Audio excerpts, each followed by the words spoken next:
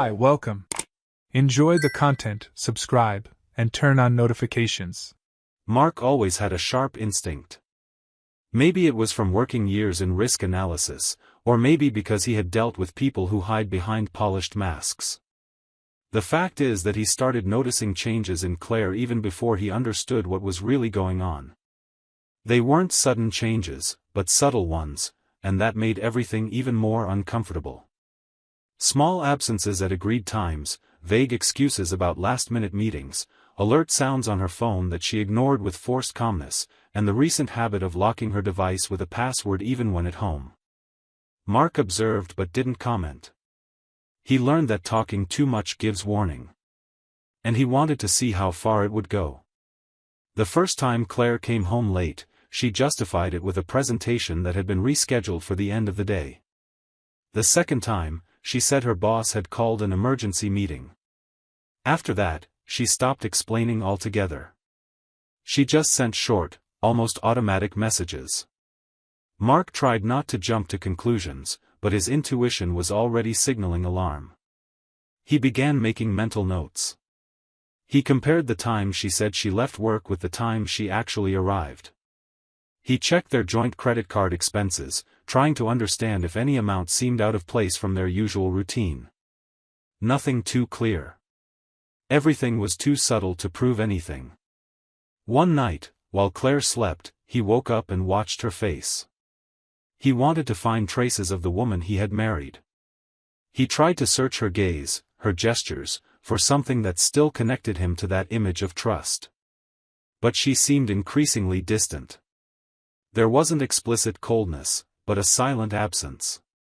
As if her body was present, but her soul was occupied with another reality.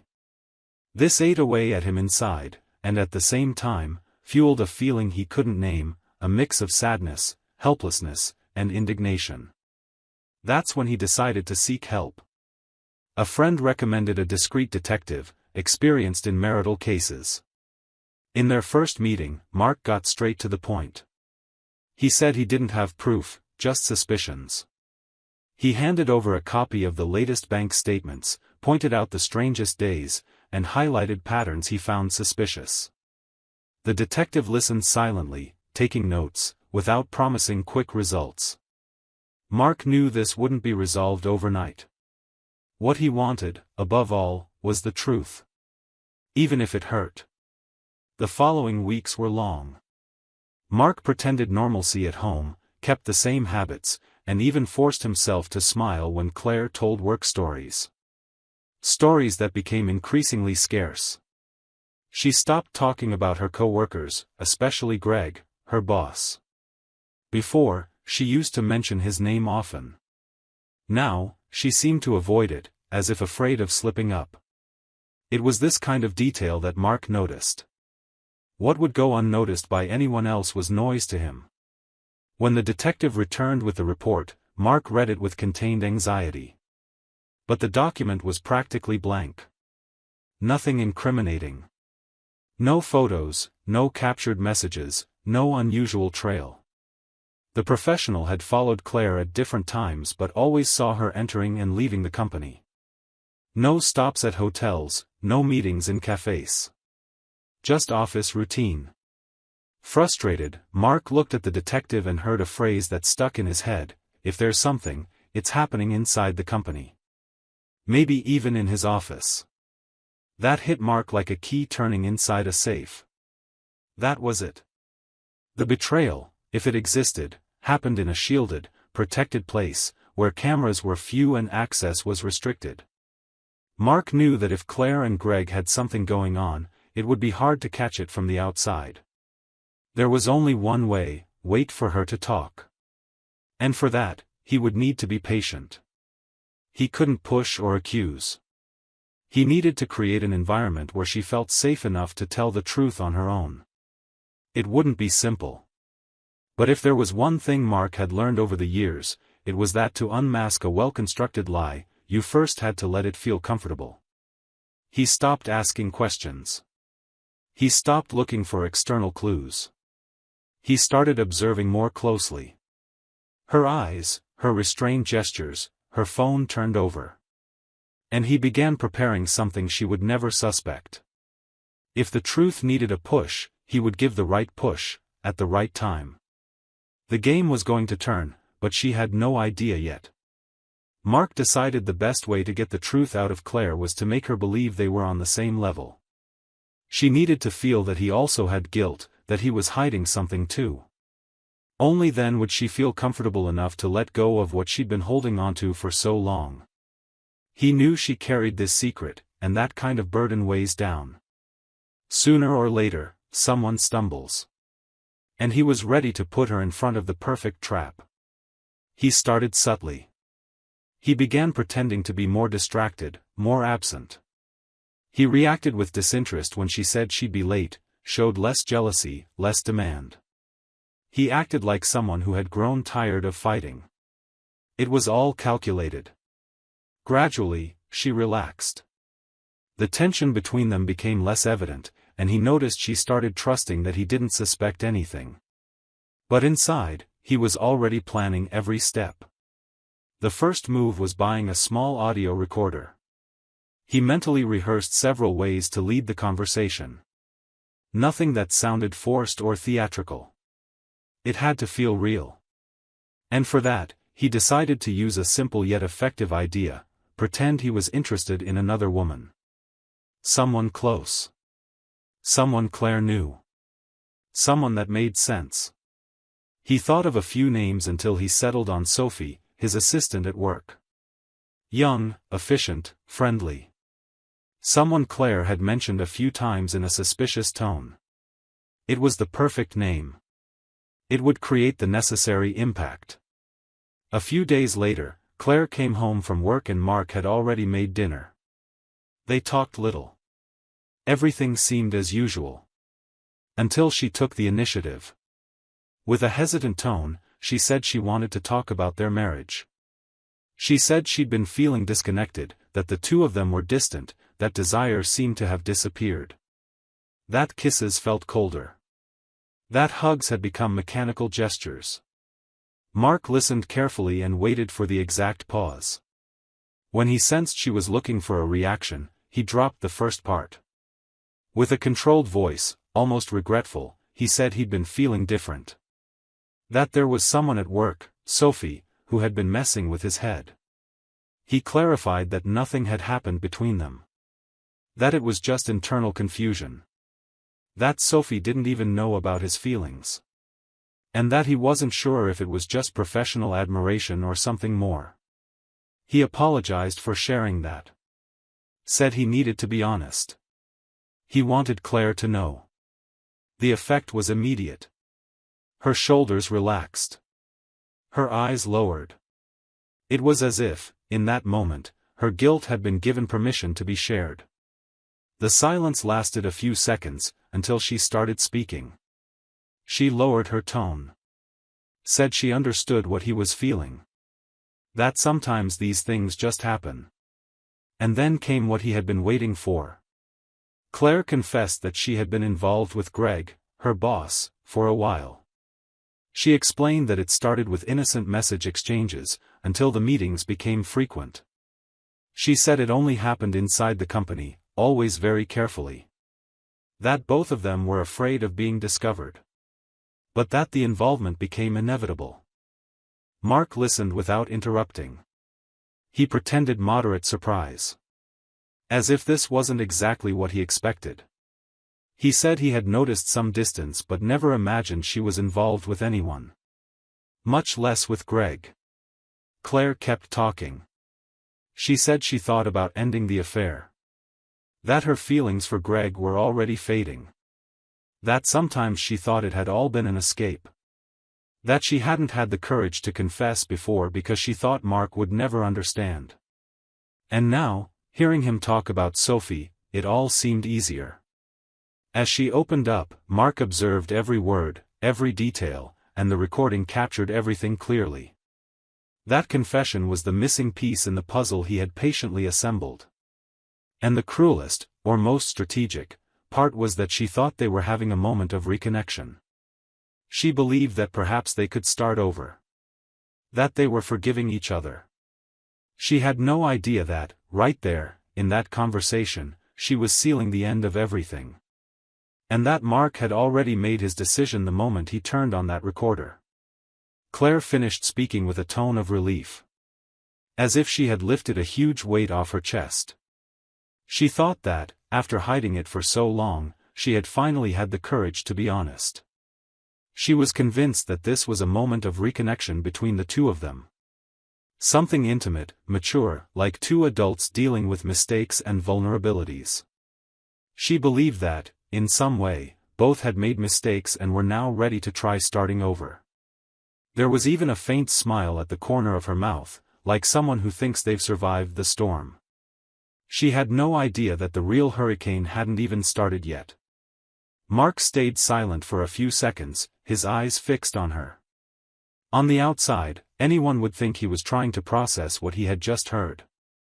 But inside, he already knew exactly what he would say. He took a deep breath, as if to calm his own heart, and then spoke with a coldness that contrasted with the serene tone. "Claire, I need to tell you something too. I lied." Her eyes widened.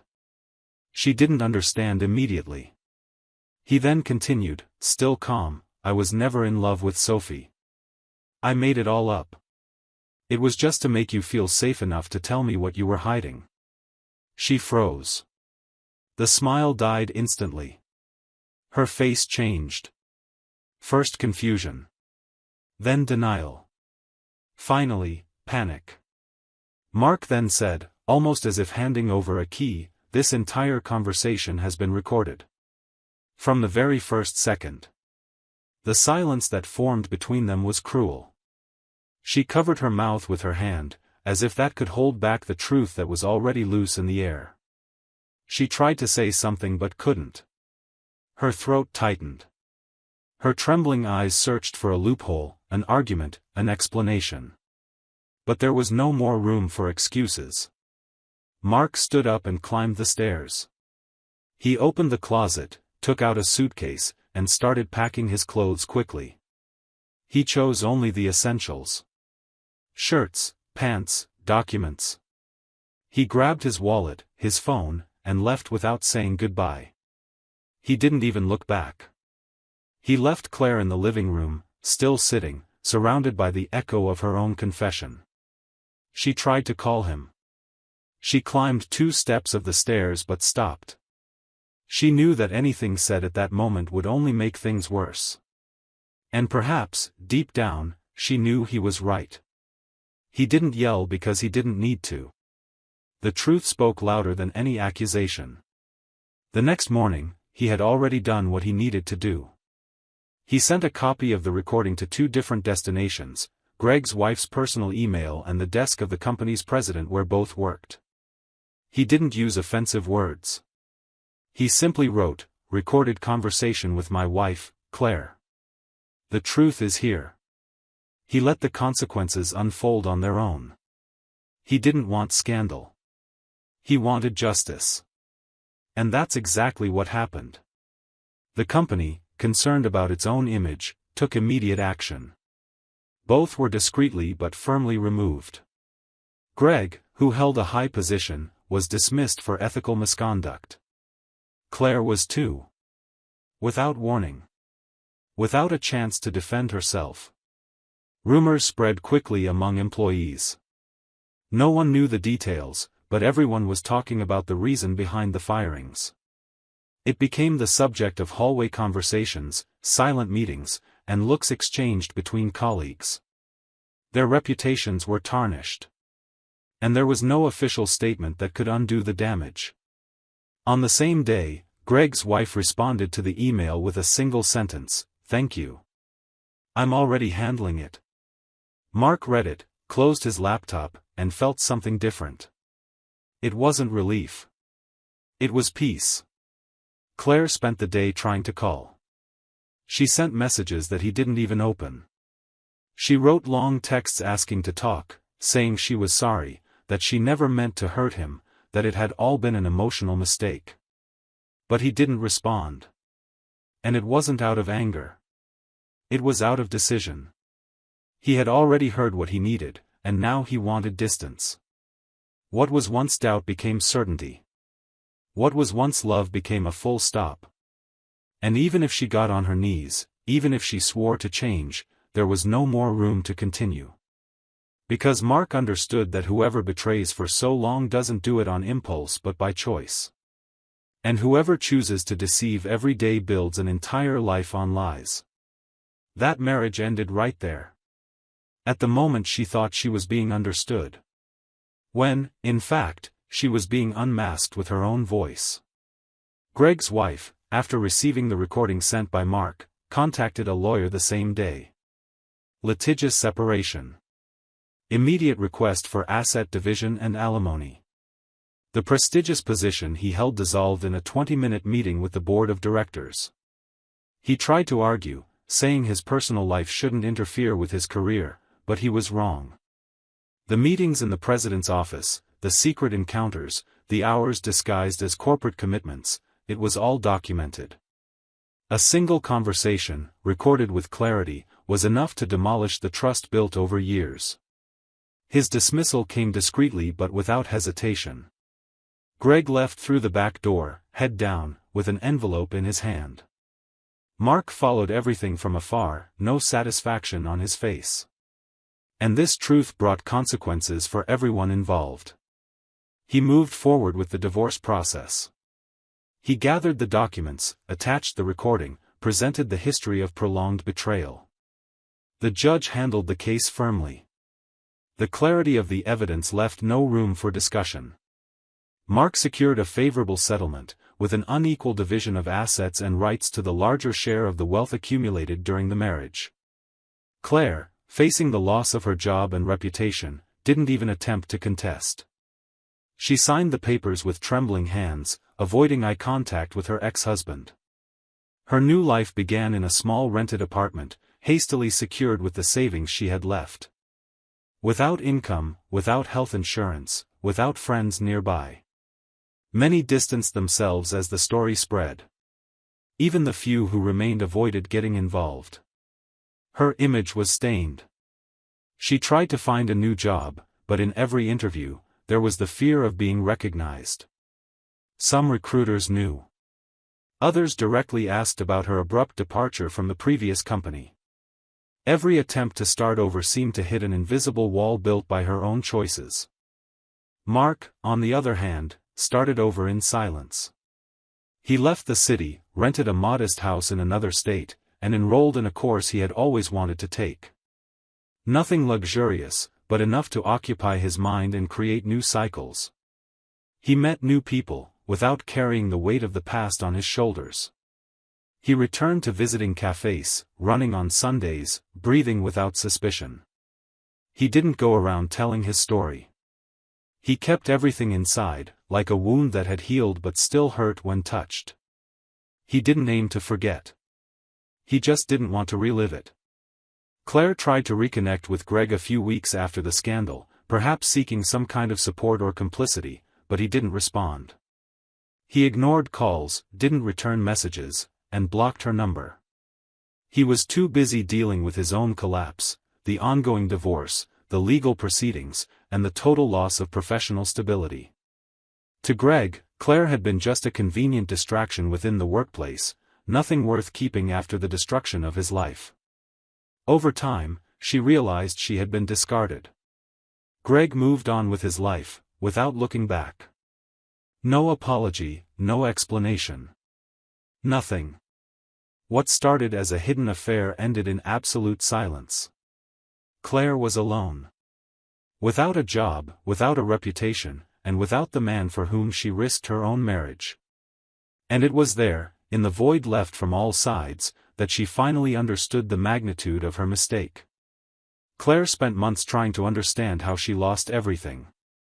Gradually, she began to accept that the fall didn't come from a single decision but from the accumulation of daily choices she preferred to ignore.